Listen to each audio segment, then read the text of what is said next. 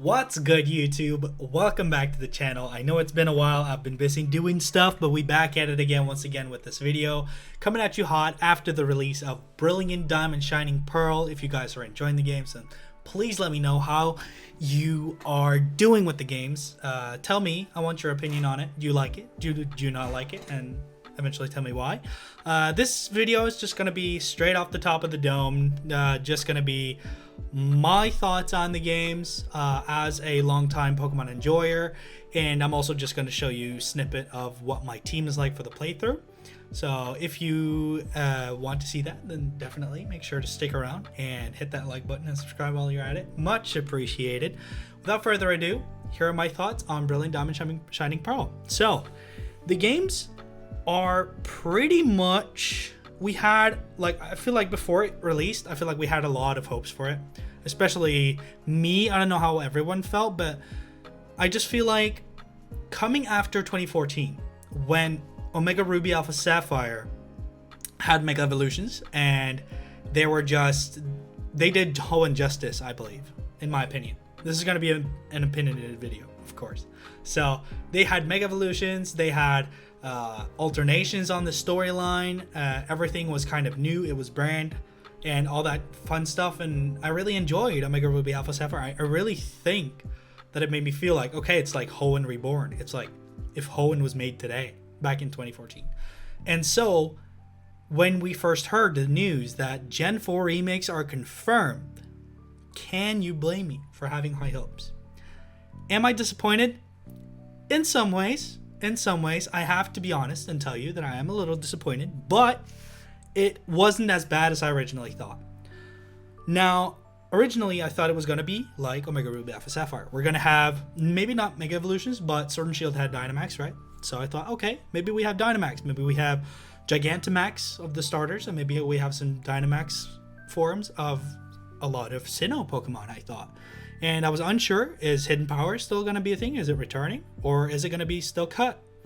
And I was also wondering about like what's going to happen? Are they going to bring in the Platinum storyline, even though they haven't announced Platinum? Like, are they going to do ultrifications on the storyline? Or is it just going to be a straight rip? Like, for example, Let's Go. And this game so far has given me a lot more feeling like it's Let's Go. The storyline is pretty much the same, but the music is slightly remixed, and I really enjoy the music. I like the music. It's kind of like an ode. They're doing the same music, but just like a slight twist of it. Now, Game Freak is not the company behind this game, and I can definitely see as a new company coming in and taking over a main storyline game like that, being like, hey, they have a formula that works, and if we screw this up, our opportunities in the future are severely limited. And I get that, right? I get that from a game development standpoint. I am studying game development myself, so I totally get it. I get that stance. But at the same time, I have to say, as a longtime Pokemon fan and seeing Sinnoh Reborn, I was a little disappointed. I was hoping for at least Distortion World. I don't know if whatever Platinum is coming, right? With like, it came like whatever, 1 or 2 years later than the original games. Back in like 2006, 2007, I believe. So we don't know yet. But for sure, it doesn't seem likely, in my opinion, that Platinum is coming. That would be like selling the game for a third time. It does feel like a resell, like I'm being sold the game the same, like over again. But I kind of just wanted to give it a chance. Just wanted to see what is different, and I was especially interested like in how it's going to affect competitive. Is it going to be like its own ladder? Is it going to be, because I heard like the ranked system they're still doing Sword and Shield with the ranked system, I believe. And so I was just curious to the game, and also I just really wanted to play through Sinnoh again on like a console, on a handheld. So for me, definitely wanted to cop it either way, but I knew as soon as I heard it was like a straight rip off, it was kind of a little disappointing. And then I've also had some experiences with the game that, let me know if you've had such experiences as these as well. But for me, the game has been a little giving me a little like off vibes. For example, the first time I played through it, I got to Eterna City, and then I went underground and I found some statues. So spoilers, because now I'm talking about the game. Obviously, if you haven't played it, go play it yourself, or watch a playthrough, or whatever you'd like. This video is obviously going to be spoilers. I forgot to mention that. Maybe I'll put it in the whatever. But I came to the Grand Underground, and then I got this statue of Mamoswine, and I was like, oh, cool. Okay, I just got to get the drill, got to set my base, and maybe we'll meet some Mamoswines or whatever, right?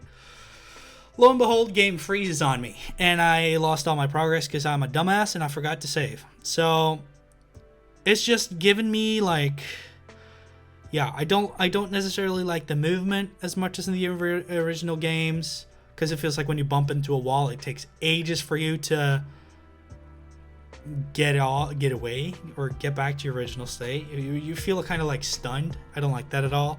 And yeah, of course the freeze was really sucky. And then yeah, it's just like short tidbits like that the original games didn't do to you, and that makes me kind of, it kind of rubs me the wrong way a little bit. But there are things I like with the game, like for example, you have fairy types. Togekiss, for example, it's not normal flying anymore, it's fairy flying. They have implemented fairy types, and they have updated the moves. For example, knockoff is strong. It's not base 20 anymore. So it is, I kind of a little bit get the feeling of that Sinnoh was made in the modern era with the new mechanics, with like as a Pokemon game has, with the fairy and the moves and everything. Did get confirmed that hidden power was cut out or reduced greatly to only unknown, I believe. So that kind of stings for someone who enjoys hidden power, but I totally get it as well, because the meta was evolving towards Landorus Therian, bringing hidden power ice for other Landorus Therian, so which is ridiculous even for me. So I don't like that matchup gets very hardlined. Like for example, Fungus is doomed to lose to Pharaoh Seed without hidden power fire, stuff like that. But at the same time, I do recognize that it went a little bit out of control, and I do see Game Freak's, or maybe there was a conversation there between the developers of BDSP and Game Freak, right, about how they should sort out hidden powers and stuff like that. But yeah, those are pretty much my wrapped up thoughts about the game. I have some gripes with it, but at the same time, I do have some nostalgia with it. So I'm very 50-50. I'm very like meh. For me, it's like maybe a 6 out of 10, maybe 6 out of 10, something like that. I can't write that shit in stone right now, but it's something like that. 5 or 6 out of 10. I feel like it's mediocre but good. At least I feel like it's different from Let's Go.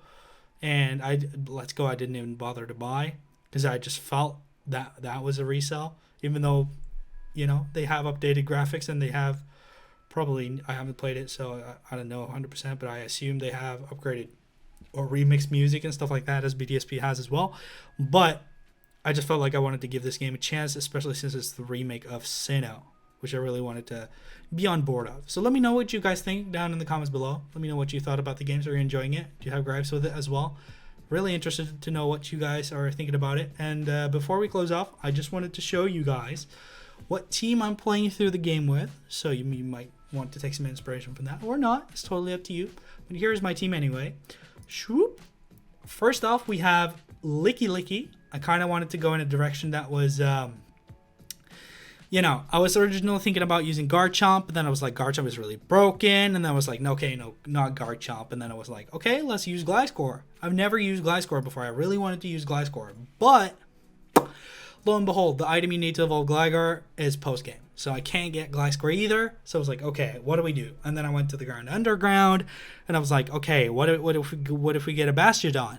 Lo and behold, I have Brilliant Diamond, and I can't get Bastiodon because that's Shining Pearl exclusive. So can't get that either. But I did want the Steel type. As you can see, I have a Steel type, but I ended up on Licky. Wanted to give it a chance. I know it's mediocre. I know it's like it has some uses in competitive. It's like I've seen it do some work with Curse and Swords Dance, respectively, not on the same set. But so I wanted to give Licky a chance, and I was really surprised to know that it evolved after learning Rollout in level 13. So I had like level 13, 14 Licky. So right away I was like, okay, let's do it. Let's go. So Licky has been very Not that good, not that bad. It's been. I'm hoping I can get body slam on it. This is I've just put in the ideal sets that I want for them to show you. It's not the sets that I have because I haven't gotten that far. But this is the sets that I probably would have run if I could have managed all the moves and EVs and all the stuff like that. So next up we have my favorite Pokemon of all time, Gyarados. More specifically, my favorite Pokemon of all time is Mega Gyarados. But nonetheless, Gyarados is here with Dragon Dance, my favorite move of all time. So yeah, I really want to get this moveset on it if I can. Anyway. So that's what I want to do. And then I bought Brilliant Diamond over Shining Pearl just to get Honchkrow because I think Honchkrow is badass. Yes, it's a little bit lacking. It does have some aspects and qualities I would have liked to see more from Honchkrow. I would have liked to see it be stronger, but it's definitely a pick that I've been wanting to use for a mainline game. I don't know about competitive. I think it's a little too bad for competitive to be really strong in carry games, but I wanted to use it for a casual playthrough, so it's on here. And then I was a cheapskate and I went with the strongest starter, Infernape. Of course, it's the strongest because you have the Grass Gem, Fire obliterates that. You have the late game or mid game Steel type Gem in Canalave, Fire beats that. And then you have the Ice Gem and Snow Point, and Fire beats that. So kind of just wanted to take a stab at using Infernape because I've never played with Infernape on the handheld. So I kind of just wanted to go with that as well. And it's grown on me to become my favorite of the three. And of course it's the strongest one, so go figure. And then we have Roserade. Roserade is more such I have Gyarados for water, I have Infernape for fire. I want to use a grass type, but at the same time, I just don't want to opt for any grass type. Tangrowth would have been an excellent option if I could have found a Tangela. But I haven't really done research on where to find Tangela. So that could be an option, but I chose to go Roserade because it's a favorite of mine. Really strong and competitive as well. Really nice solid lead back in the Gen 4 days, and still very mediocre to good in this meta as well. So definitely want to use that. I'm going to find the Shining Stone in Iron Island and so on. And then last but not least, I wanted Magnezone. Magnezone, I was hoping it will learn Body Press so I could run Iron Defense Body Press because as we all know, that's really broken. If you don't know, Iron Defense with Body Press, that calculates damage based off of your defense, which you boost with Iron Defense. And then you also have insanely strong either Dual Stab or just Electric Stab. That's really, really nice. And then, and then Analytic boosted if they swap out or they're faster than you. So it just hits like a truck. It's not that hard to evolve. You can get Magneton and evolve it to Magnezone level 31 if you level it to 31 in the Mount Coronet. So you don't really need to do any trickery. It's right there and easy to access. Really strong, helps against Crash or Wake, which I just beat. Also helps in the Snow Point gym with the Flash. If it has Flash Cannon, or you can deal with the Ice Gym really well. And it quad resists electric and stuff like that. So really strong, and I wanted to use it. So that's my team for BDSP, and those are my thoughts on BDSP. So let me know, as I said, in the comments below. I'm very interested to hear what you guys have thought of it. Did you buy it? Why? Did you not buy it? Why? Interested to hear your guys' thoughts. So that's it for this video. Thank you guys so much for watching. This is your boy Soulblaze, and as always, I'll see you guys in the next video. Peace.